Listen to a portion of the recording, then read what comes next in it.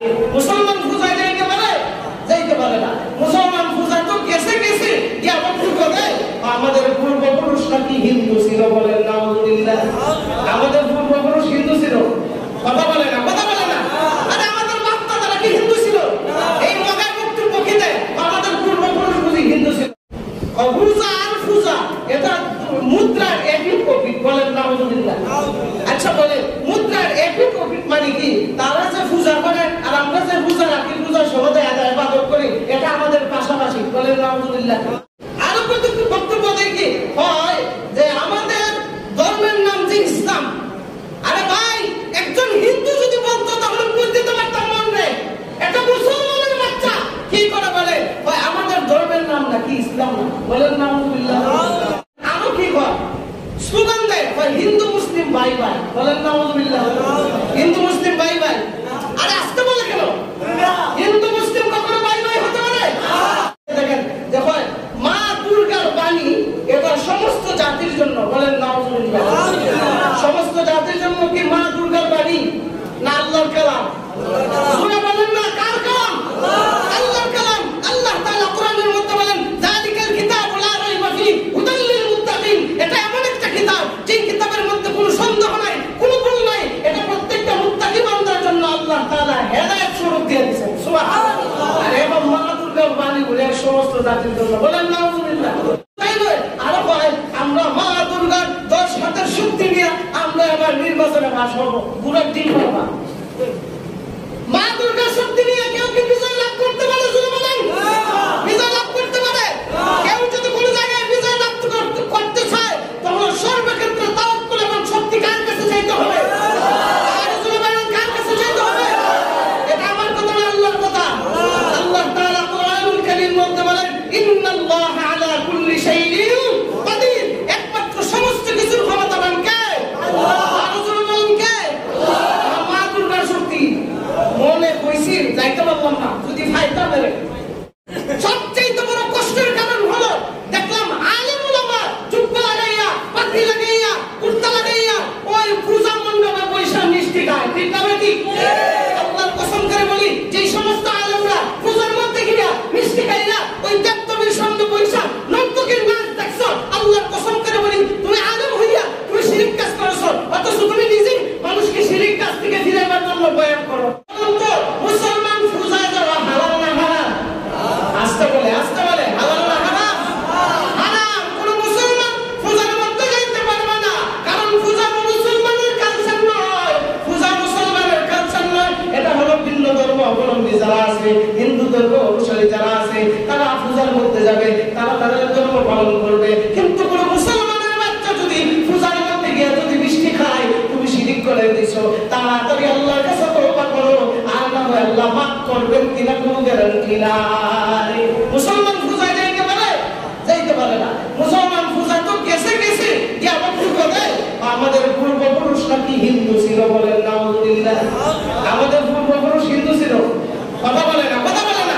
আরে আমাদের বাপ-দাদারা কি হিন্দু ছিল? এই মগার বক্তব্য কি দেয় আমাদের পূর্বপুরুষ বুঝি হিন্দু ছিল। এই মগার মগা, তোর পূর্বপুরুষ যদি হিন্দু থাকে তাহলে হযরত আদম আলাইহিস সালাম আমাদের আদি পিতা কি পিতা না? আদি পিতা কি পিতা না? তো আদম আলাইহিস সালামকে কেন মুসলমান বানাইছে?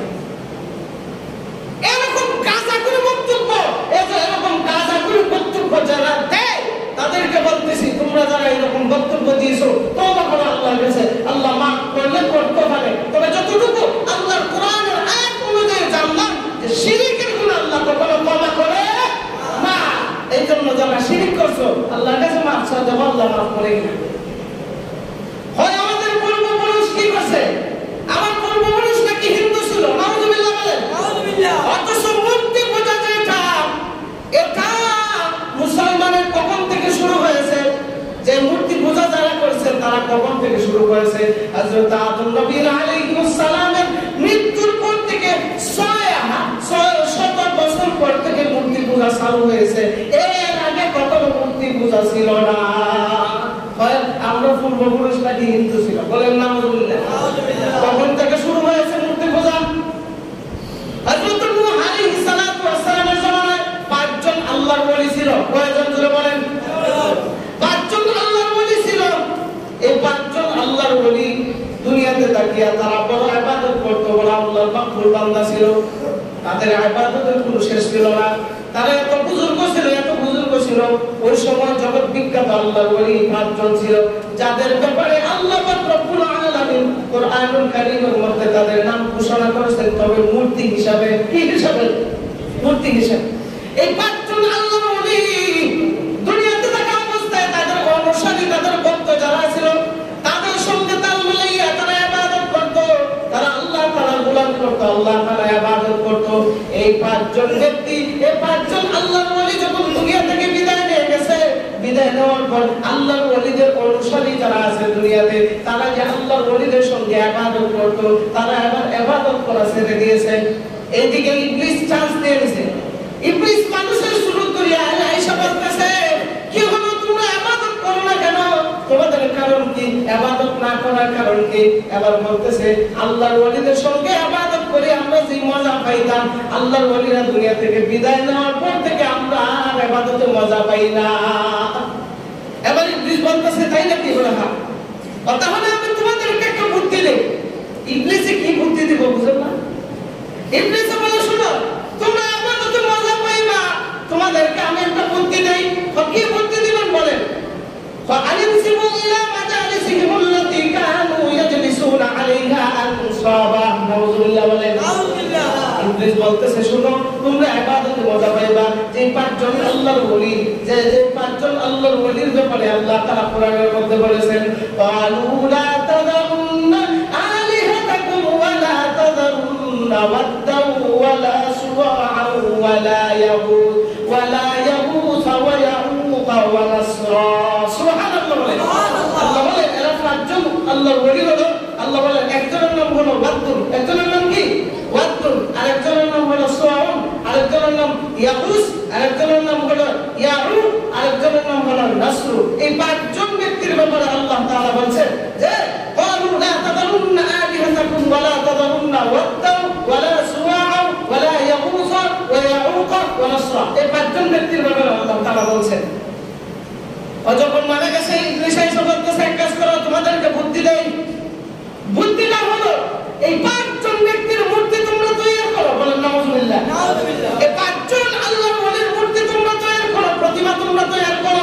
তৈরি করিয়া তোমরা তাদের যে 5টা খানকা ছিল, 5 জন যে খানকাগুলোতে, যে ঘরগুলোতে বসতো, প্রত্যেকটা খানকার মধ্যে এক একজনের, অর্থাৎ ওয়াদ্দুনের জায়গায় ওয়াদ্দুনের মূর্তিটা বসায় দাও, ইয়াগুসের জায়গায় ইয়াগুসের মূর্তিটা বসায় দাও, ইয়াউকের জায়গায় ইয়াউকের মূর্তিটা বসায় দাও, এরপরে নাসরুনের জায়গায় নাসরুনের মূর্তিটা বসায় দাও, সুআউনের জায়গায় সুআউনের মূর্তিটা বসায় দাও।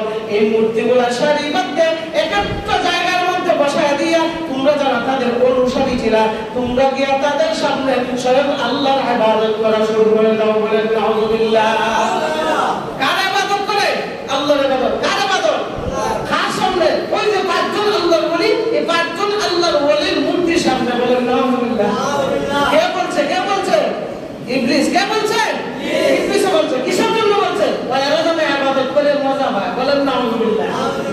তখন তারা ইবলিসের কথা শুনে বলে, হ্যাঁ ঠিকই, তবে আমরা তো মূর্তি বানাতে পারবো না। ইবলিস আমার কোনো অসুবিধা নাই, আমি নিজে বানাই দিতেছি। বলেন নাউযুবিল্লাহ। ইবলিসের 5 জনের মূর্তি বানায় দিয়া এবার তাদেরকে বলতেছে না, তোমরা এই জায়গার মধ্যে তোমরা বসায় তোমরা ইবাদত শুরু করে দাও। তারা ইবলিসের কথা শুনিয়া এই 5টা মূর্তিকে 5 জন আল্লাহর ওলির মূর্তি একবারে হুবহু বানায় দিয়েছে। বানাইয়া তারা ইবাদত করতেছে। আল্লাহর ওলির মূর্তি সামনে রাখিয়া তারা ইবাদত করে মজা পায়, মজা পায়। এক পর্যায়ে হাত্তা ইদা হালাকা উলাইকা তানাসসাবাল আইল, তারা যখন মৃত্যুবরণ করেছে, এই জেনারেশন যখন মৃত্যুবরণ করেছে, পরবর্তী জেনারেশন তাদের ছেলে, তাদের মেয়ে, তাদের নাতি-পুতি যারা আছে, তারা দুনিয়াতে যখন আসছে, আয়েশা যখন দেখছে এই মূর্তিগুলোর ইবাদত করে, তখন তারা এগুলো বাদ দিয়া দিয়েছে। এই যে আল্লাহর ওলির সামনে তাদেরকে মূর্তি ইবাদত করার জন্য বলে দিয়েছে, তখন কিন্তু তারা মূর্তির ইবাদত করে নাই। তাদের বাপ-দাদারা কি করে নাই? মূর্তির ইবাদত করে নাই, কিন্তু সাজায় সামনে রাখছে, তাদেরকে দেখা যেন ইবাদতের মজা পায়, সামনে রাখছে, কিন্তু মূর্তির ইবাদত করে না। তখন কিন্তু তাদের সামনে তাইকা তারা আল্লাহর ইবাদত করতো। কার ইবাদত করতো? আল্লাহ। এরা যখন মারা গেছে, মারা যাওয়ার পরে এরা ছেলে সন্তান নাতি-পুতি যারা আছে, এরা এসে তখন তারা ইবাদত করে না, ছেড়ে দিছে।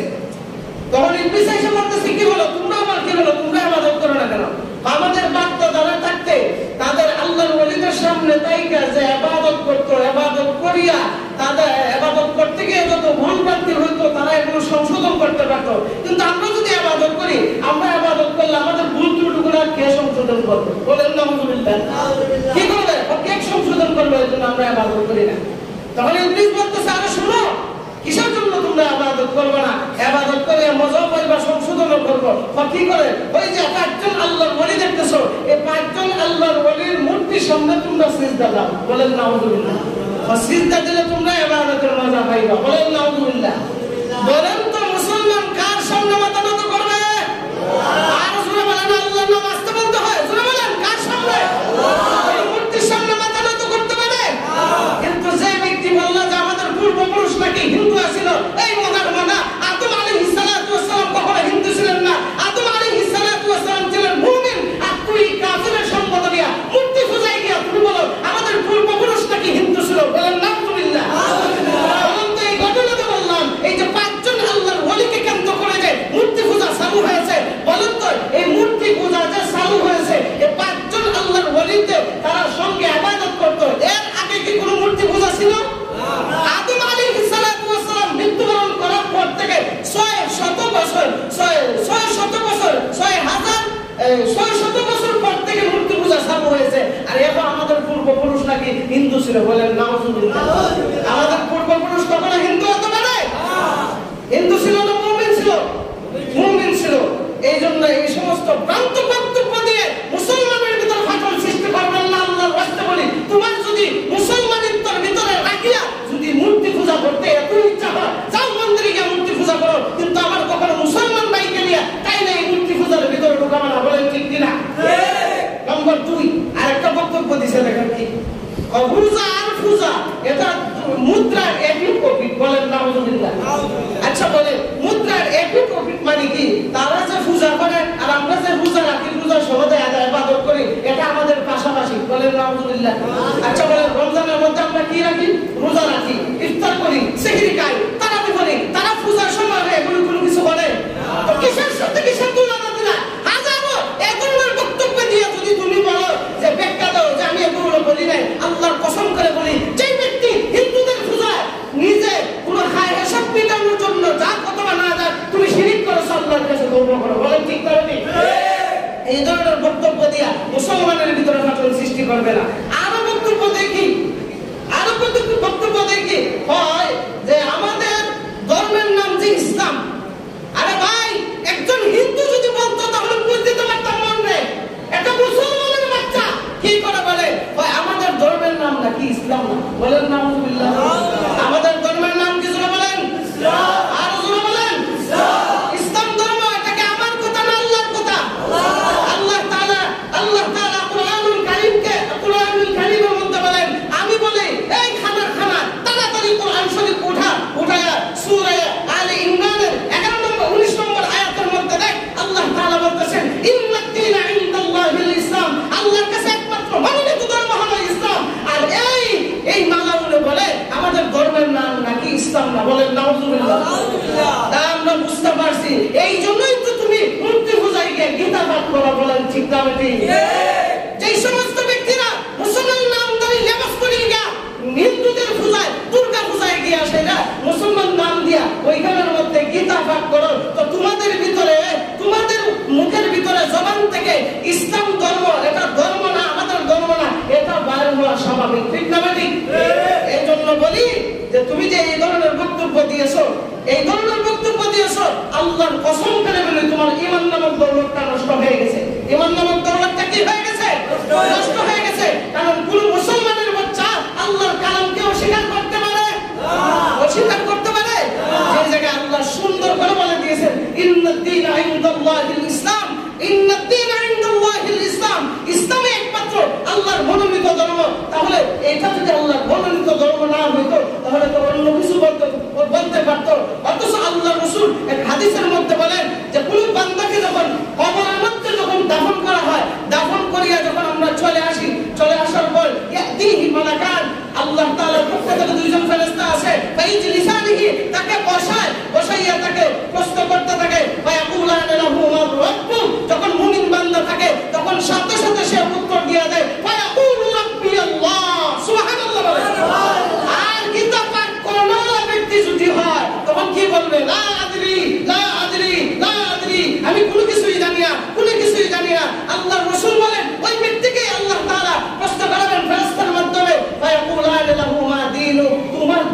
ছিল। সুবহানাল্লাহ বলেন।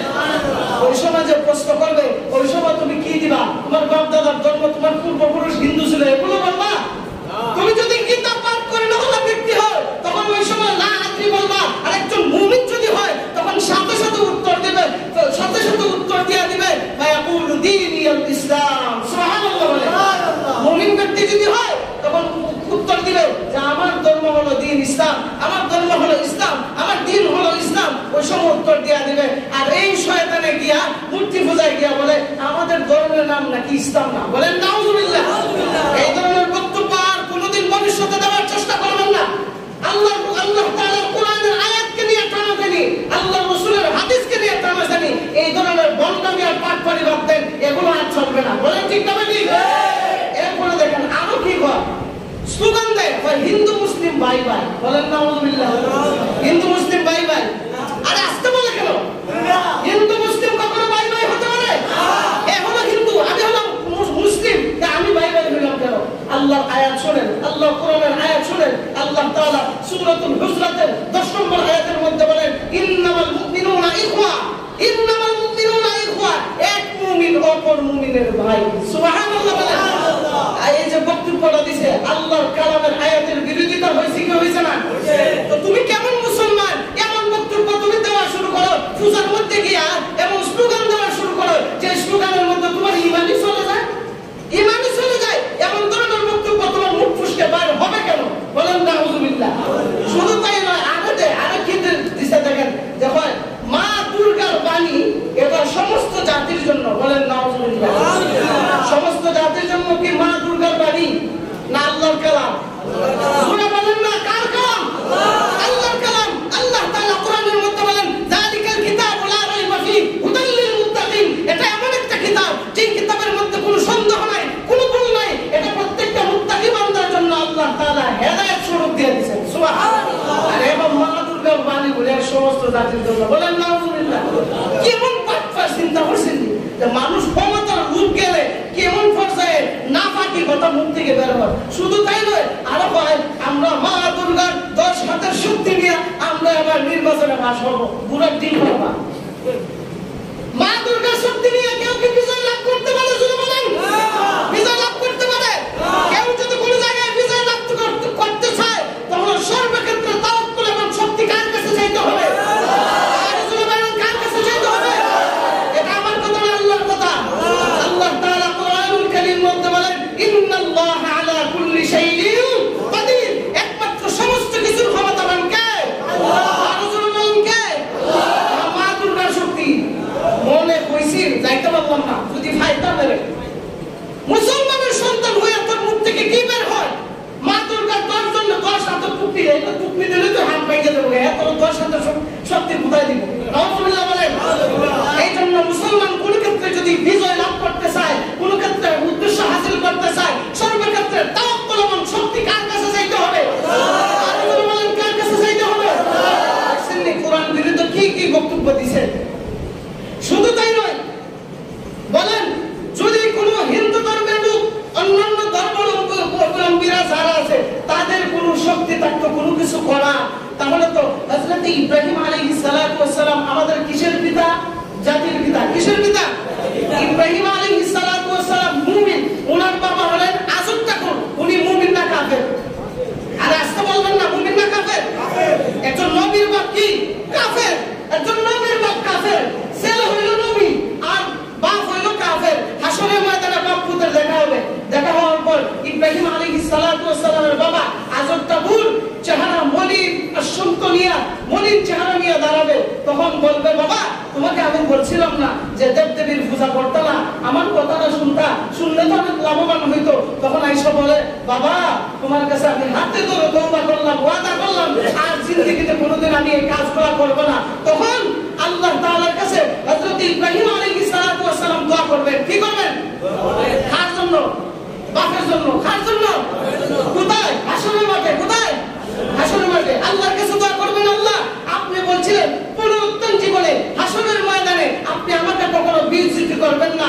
আপনার কাছে আমি হাত তুলে আপনার কাছে আমি চাইতেছি আমার বাবা আযর ঠাকুর যে ওয়াদাবদ্ধ হয়েছে, আল্লাহ আপনি আমাকে তাড়াতাড়ি এই বিচ্যুতি এই অবস্থায় সবচেয়ে বড় বেইজ্জতি আমার কাছে এটাই মনে হইতেছে, আমি মুমিন, আমি জান্নাতি, আমার বাবা কাফের, আমার বাবা জাহান্নামী। আমি আপনার কাছে তওবা করতেছি, মাফ চাইতেছি, আমার বাবাকে মাফ করে আমার সঙ্গে জান্নাতি বানায় দেন। আল্লাহ তাআলা সদায় বলেন, ইন্নাল্লাহা ক্বাদ হারামাল জান্নাতা আলাল কাফিরিন। ও ইব্রাহিম, কোন কাফেরদের জন্য আমি জান্নাত রাখি নাই, আমি আল্লাহ তাআলা কাফেরদের জন্য জান্নাতকে হারাম করে দিয়েছি। সুবহানাল্লাহ। নবী ভাইয়া তার বাপকে সুপারিশ করে জান্নাতে দিতে পারে না, আর তুমি দুর্গার 10 শক্তি নিয়ে তুমি নির্বাচনে বাস করবা, ভণ্ডামি ছাড়া কোনো কিছু না। এই ধরনের বক্তব্য দিয়ে মানুষের ঈমানকে নষ্ট করে ফেলতেছে। অথচ লেবাসদারি, টুপি আছে, জুব্বা আছে, দাড়ি আছে, আলেম নাম দিয়ে দুর্গা পূজার মধ্যে যায় কি যায় না? যাদের হাতে গোটা জাতির ঈমান ইজ্জত হেফাজত করার জন্য একটা সেফটি গার্ড, সবচেয়ে বড় কষ্টের কারণ হলো দেখলাম আলেম উলামা জুব্বা লাগাইয়া, পাগড়ি লাগাইয়া, কুর্তা লাগাইয়া ওই পূজা মণ্ডপে বৈশা মিষ্টি খায়। ঠিক না ঠিক? আল্লাহর কসম করে বলি, যেই সমস্ত আলেমরা পূজার মধ্যে গিয়া মিষ্টি খাইয়া ওই দেবদেবীর সামনে বৈশা নর্তকীর নাচ দেখছো, আল্লাহর কসম করে বলি তুমি আলেম হইয়া তুমি শিরক কাজ করছো, অথচ তুমি নিজেই মানুষকে শিরক কাজ থেকে ফিরাবার জন্য বয়ান করো। ঠিক না ঠিক? বয়ান করে না, বয়ান করে না, নামাজ না পড়লে বয়ান করে না। তো তুমি কেমন হয়ে গেলা একজন আলেম হইয়া মূর্তি পূজার মধ্যে গিয়া তুমি বৈশা তাদের সঙ্গে নিত্য দেখা মিষ্টি খাও, বন্ধামি ছাড়া কোনো কিছু না। ঠিক না নাকি? এই জন্য এই ধরনের কাজকে আমরা কখনো করবো?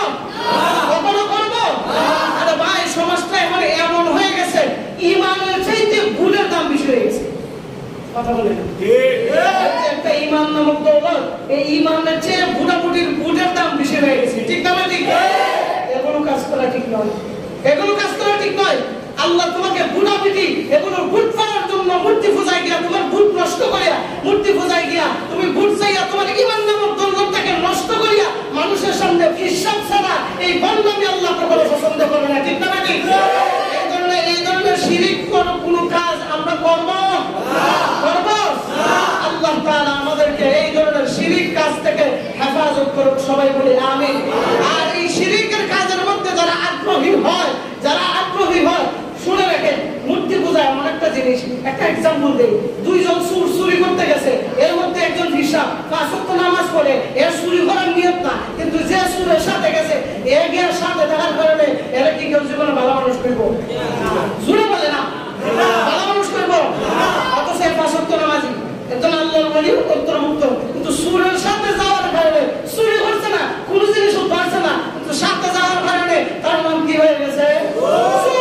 ঠিক তেমনি ভাবে কোন মুসলমান তার মুসলমান নাম ঠিকই আছে, নামাজও ঠিকই আছে, রোজাও ঠিকই আছে, কিন্তু মূর্তি পূজা গিয়া সে মূর্তির ইবাদত করবে না, কিন্তু মূর্তি পূজা গিয়া তাদের নৃত্য দেখা, তাদের সামনে বসে থাকা, তার মূর্তি পূজা উপলক্ষে মিষ্টি খাওয়া, দই খাওয়া, এগুলো সমর্থন করা মানে তুমিও শিরক করছো। বলেন ঠিক না ঠিক? অথচ আল্লাহ তাআলা কুরআনুল কারীমের মধ্যে বলে যারা শিরক করে কেমন ভয়াবহতা আল্লাহ তাআলা বলে দিয়েছেন।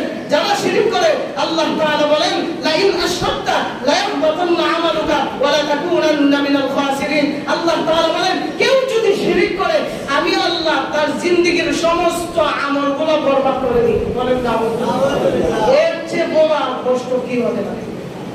আপনি বালেগ হওয়ার পর থেকে এই পর্যন্ত আপনি ইবাদত করলেন, একটু শিরক করার কারণে আপনার পুরো জিন্দেগীর সব আমল ধ্বংস হয়ে গেছে।